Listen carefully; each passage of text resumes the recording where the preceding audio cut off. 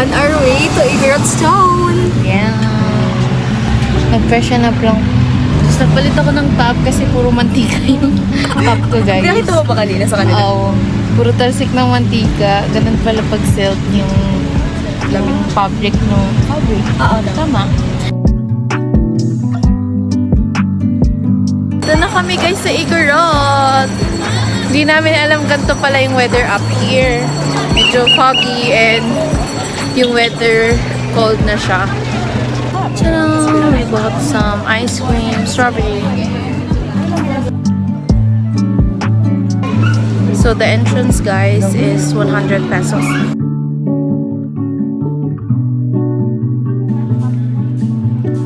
Cowboy. Kasi malamig yung weather. Last time is mainit yung weather na nagpunta kami. Ay, kasi last na punta namin dito, tirik yung araw.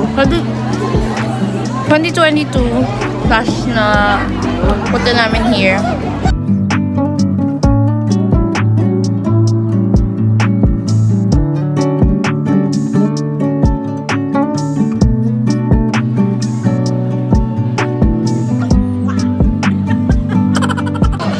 Pasensya na, guys kung hindi ko kayo madadala dun sa taas kasi why not? Dito lang ako. Nakaupo lang kami dito. Pasensya na. Andun naman si Rosalie. Sana nanguha siya ng pa-landscape. No? Rosalie, kung nanonood ka man, sana mag-video ka din ng pa-landscape. Then, insert na lang ako ng pictures nila na nandun sila. Kasi ako, guys, hindi niyo mapapataas dyan sa taas nito. Yan. Kita niyo yun? Pag nandun na ako, feeling ko, ano na ako pababa. Gugulong na ako pababa. Hindi ko talaga kaya, guys. Kaya pasensya na. Kung ito lang yung kaya kong ibigay, sana manood pa din kayo. Ang feeling!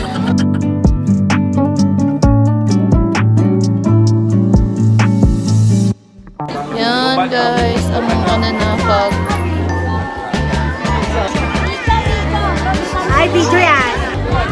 antay na lang namin sila bumaba, no? Kata? Collector ng box. Collector. Yes. Ito bag na itim. Ito bag na Uniqlo. Uniqlo. Ito bag. Wow. Yung duyo, yung loli.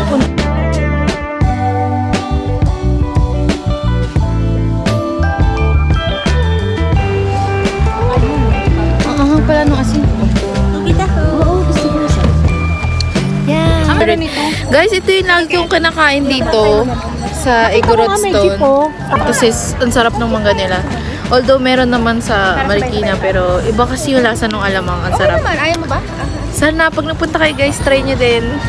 70 pesos for this. Hi guys! Kanina pa kami nandito sa SM Marikina. Ay, SM...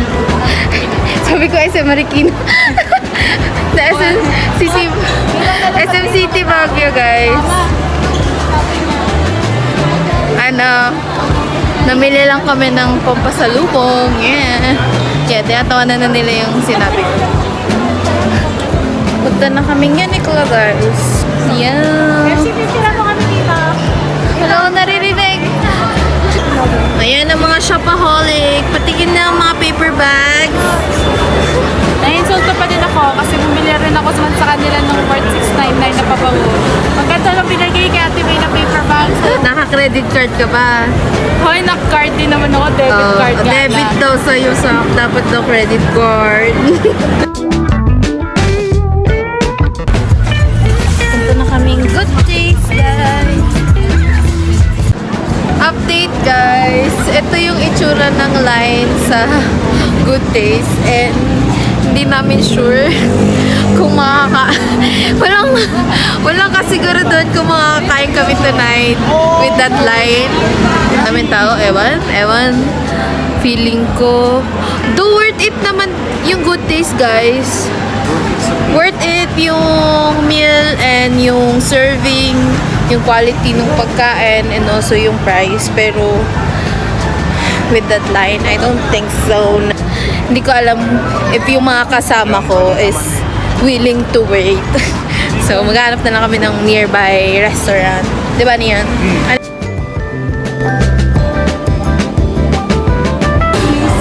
Hi! Nandito kami sa tapat ng Good Days.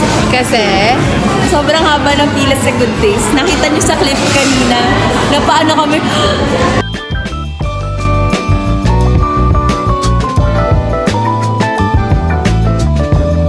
try ko yung smoothie ni Ate May.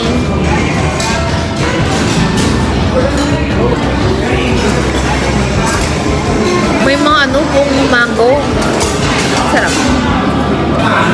Ito ang aming pagkain. Fried rice, spare ribs, chicken, and sweet and sour soup. Pag inigot to, wala na sa akin. Wow! Chicharap.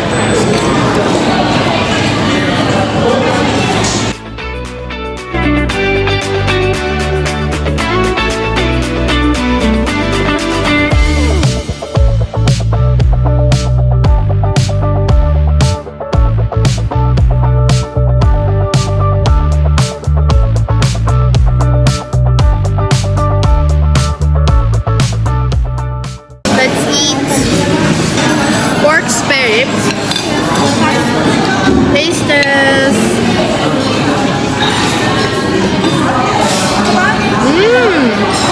I like it. Grabe, ang laki din ng serving dito.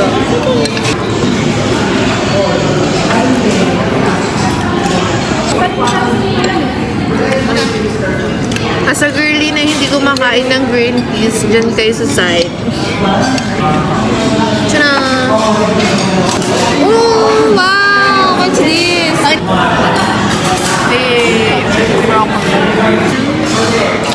Para may greens naman sa ating pagkain. Ako sabi ko ng super na din kumakain ng greens doon kayo sa gilid. Green peas! Guys, green peas. That's different. Super na din kumakain ng greens doon kayo sa gilid. Green peas! Green peas yun guys, sinabi ko. Broccoli. Mali lang yung tenga ni Rosalie guys. Try naman natin yung chicken nang walang rice. Yung lasa ng fried chicken just, guys, parang regular fried chicken lang. For me, nag-stand out pa din yung pork spare ribs. Guys, meron din kaming beef brisket noodle. Taste test natin yun. Eagles!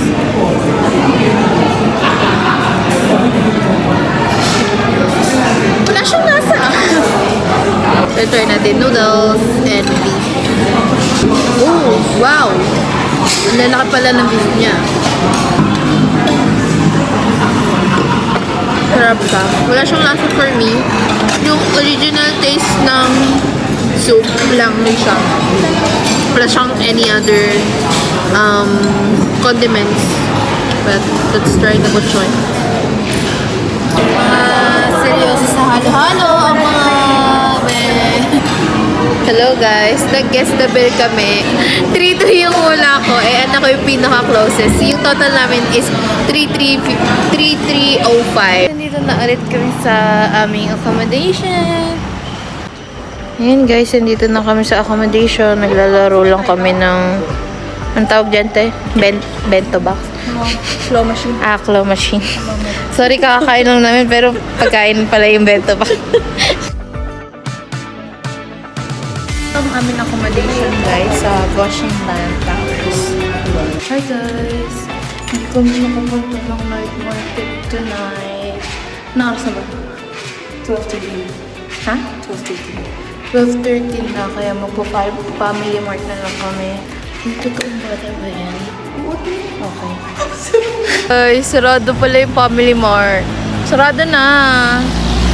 Nagsasara pala yung convenience store dito sa Baguio. Usually, di ba? Titingin kami doon sa taas. Bago kami makapunta dito sa family mart na isa, kailangan namin, yes. Nakabili kami ng tubig at 4 na onigiri. Chicken and spam. Ayan guys, ang tatahakin namin. Pababa. Okay na pababa eh. Pero paakyat, hindi carry siya. Mukha sa camera na flat. Pero pag naglakad ka na guys, Hingal ang abot mo. Alam niyo guys, kung pwede lang gumulong dito. Wag. Ito, nakabili na kami ng water. And yeah, nasabi ko na pala. Yeah. Papakita ko sa inyo guys, yung pinagstayan namin before. No sponsor. What year is that? 2018? Yeah. I think 2018. Hindi, nag-Christmas tayo dito na nun. Yeah, nag-Christmas kami dito.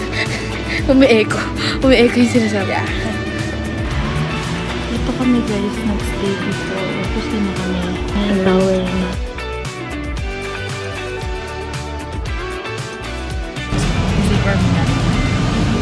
Hi guys, nakapag-check out na kami sa aming accommodation.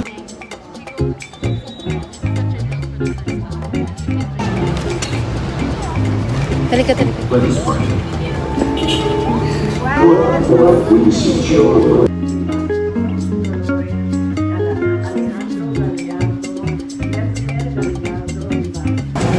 May mga lugar Na pangmatagalan. May mga lugar na Dinadaanan lang. tulad ng Baguio!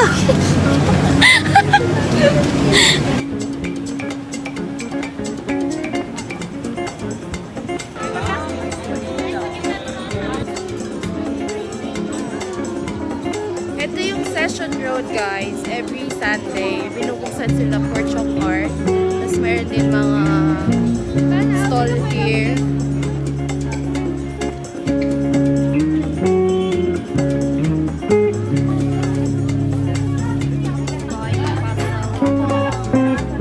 Secure na ang walis ng nanay. Ang pinapabili ni mama. Walis ng Baguio. Ito na. Ang haggard na namalengke kami. Tapos na kami malengke. Punta na ulit kami ng SM. Hi guys! Nandito na kami sa Kuya Jay's for lunch. Mamayang 4. Nasa bus na kami. All papunta ng Cubao.